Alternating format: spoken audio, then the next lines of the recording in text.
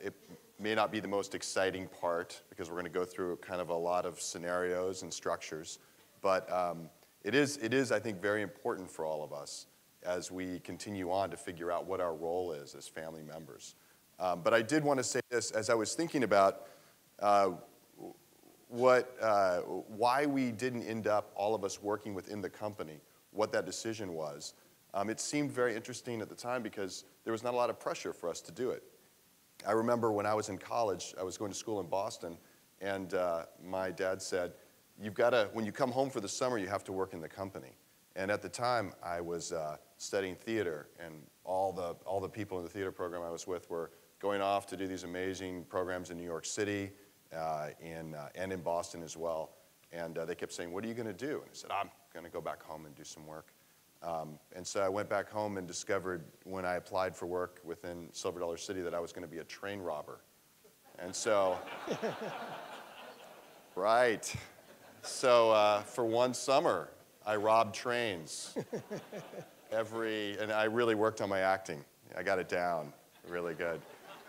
But that was the expectation, was just to work within the park in the summers, get to know the people who are working there.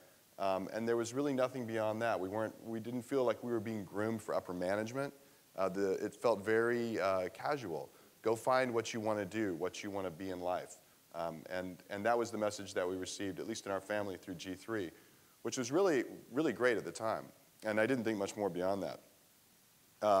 So fast forward to, actually, this is 4 years ago. But, this is, whoa, that's impressive. That is our family 4 years ago. It's grown since then, but this gives you a quick snapshot of what we look like when we're standing in a ski resort in summer. So I'm going to give you a bit about our family in terms of the family council side of things, which is a couple of years ago we restarted our family council. We have a family assembly, which is the collective family, that's everyone.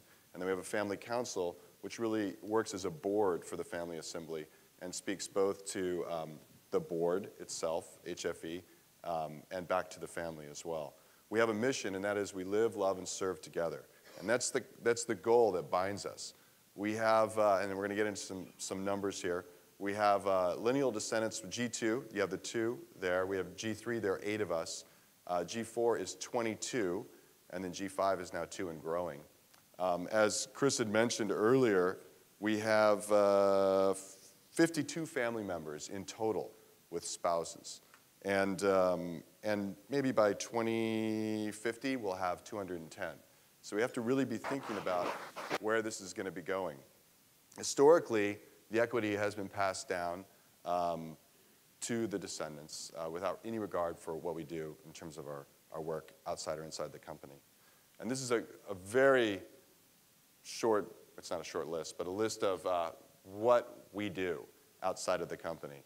And is everyone satisfied with what they do? Some are, and some are still searching and trying to figure out. You'll notice there are some Democrats in there as well. I know you're looking around to see. Like 2. Might be a couple, I see that, yeah. There are some Republicans too, apparently.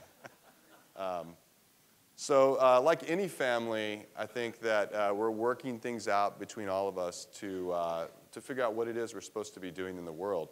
But this is where we realized we had an aha moment maybe 10 years ago where we thought, we have the business of the business, as Pete explained. We know the business runs itself. There are great people there. And we understand what our role is as stockholders. We get that, or we're working on that. But we really had to transition from being owner-operators, particularly with G2 and G3, to owners. And that was an interesting transition for a lot of us. And so we decided, let's focus on the business of the family. And so the business of the family became kind of our drive over the last couple of years. So what is that? We need to see what we're actually searching this out even now. What's our collective vision? If we treat the family as, not as a business necessarily, but what is our vision? Why are we all together in this room? What's the purpose? Can we do something else separately? How do we support one another? This is a big one. And then how do we grow in terms of investment, in terms of thinking outside of HFE? These are big decisions, and it was really radical for us to stop thinking strictly about Silver Dollar City and HFE, but start thinking about ourselves as individuals, because we never actually made the choice to get into a room together, which I suspect is the case for a lot of you who are in family businesses. There's not a lot of decision making, it's just expected. So we decided, let's turn that and let's create expectation. So the end result or the goal of this is to think about a room full of individuals who are fulfilled in their ambitions and who come to the table to make decisions from that standpoint. Kind of the other side of this could be a room full of individuals who are not fulfilled in their ambitions and are living on stocks only and are making their decisions based solely on that, which is not a scenario that we want to see. And in fact, it's a culture that we want to create that we don't have that. That's really important. So the big question that we're wrestling with now is, how do we make this work? We've hired a director for what we call the family office, but really he's a facilitator for our meetings and also helping us drive the ship. But we came up with a structure called FISH, he did actually. It's financial, intellectual, social, spiritual, human. And this is what guides all of our education. Everything we do in terms of bringing speakers in terms of seminars, and every time we have a meeting together, we think about these elements. So education is one way we drive this ship.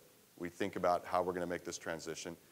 Internship and introductions, I'll go into that in just a second in detail. And then that HFE becomes the employer of choice, not the employer of last resort. And Steve Lytle is the one who kind of came up with that for us. But the idea there is that we're not expected that we're going to go work at HFE, and that we need to go find out what it is we want to do. And if we do want to work at HFE, that we prove ourselves in the outside world first and then come in. And then finally, one of the most important tenets that we have is that we want to have fun. We need to be social, because if this is all business and we're a family, it's just not going to work. It won't work at all.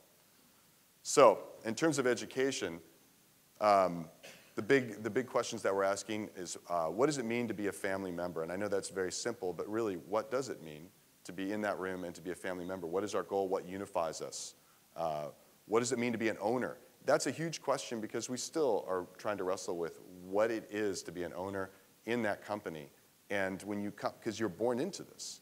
You're born into the scenario. It's not like you apply to go to work and be an owner. So we have to figure out what are the best practices for that.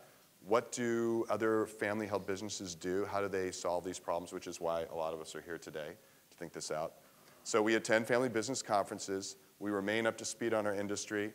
We create educational opportunities for family members that are sometimes within our meetings, our summer meetings, but also outside. And that can be through guest speakers. We just had Drew Bennett, is that right? Yes, no, Drew Everett. Sorry, I know Drew Bennett I'm working with. Drew Everett from Bush Family, the Bush's Best Beans Company. You guys know about these? You guys had those? Yes? Talking dog. Just quick show of hands. Thank you, okay. Not this morning. Yeah, this morning. We had him come to our winter meeting, and he spoke about their family and about some of the issues that they've worked through to get to the point that they're at now, which was super enlightening, because it throws the door open and it allows us to see that we're not alone, that these what we think are small dilemmas within our family are actually universal. And that, again, as Chris said, this is what's great about getting everyone together. So that was a huge, for a long time we weren't doing this. We were just kind of working on our own, thinking out these problems on our own and trying to figure them out as though they didn't exist anywhere else. And then the last thing is that we are constantly working now to educate the next generation that's coming up. And what we want to do is present a work ethic as well to this, so that it's not simply saying, here's the company, and here's what we do as owners, but we also work and contribute to the communities that we live in.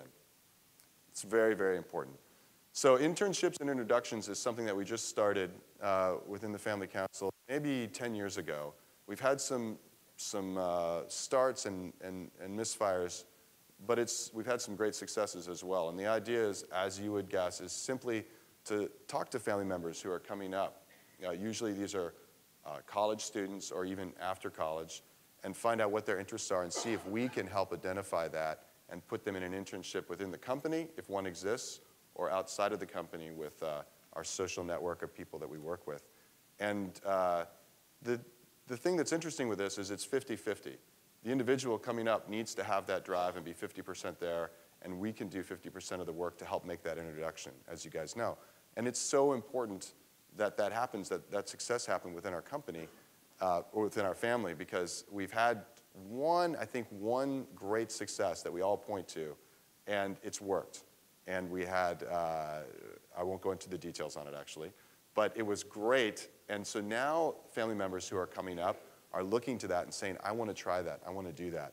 And that, for us, creates an opportunity for them to go out and find what they want to do and what they want to be in life, and then come back to the table. So here are the requirements that we have within our family in terms of work within the company. You have to have a college degree. You have to have 3 years of successful experience outside of the company. And the employment is always based on the position and the interview process. This seems very basic.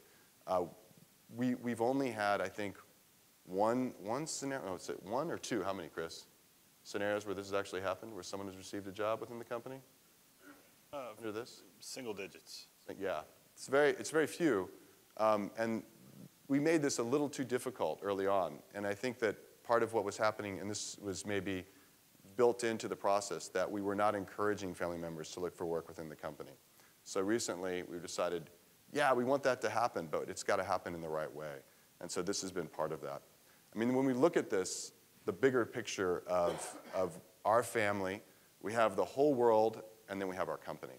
And the idea is, look outside, look and see what's out there in the world, and if you can find something you want, that's great. But if not, we'll help you. And that's what we've started that is, I think, really, really, really key within the family. And then finally, social aspect, which is really important, is that we have retreats. We had a women's retreat last year with the family. This year we're going to have a men's retreat. We fish together. We go, when we have our meetings, we try to have them in other places where there might be amusement parks we can go to, and we ride roller coasters. We have Cousins Camp, which is something that kind of began 5 years ago. And that idea is that the generation that's coming up, G4, they get together, they dress up in costumes at Silver Dollar City, and this is 6 to 13-year-olds, and they go, or 14-year-olds, and they go out on park, they make baskets, they work with the potters, and as they get older, they go find the places that they want to work, and they work for an afternoon. And it's great, because it gives them a sense of the company, the history, the heritage, and particularly the family members who, my daughter and son live in San Francisco. When they go to Silver Dollar City, they think it's a magical place. And it's great for them to be attached to that part of our heritage and to see it.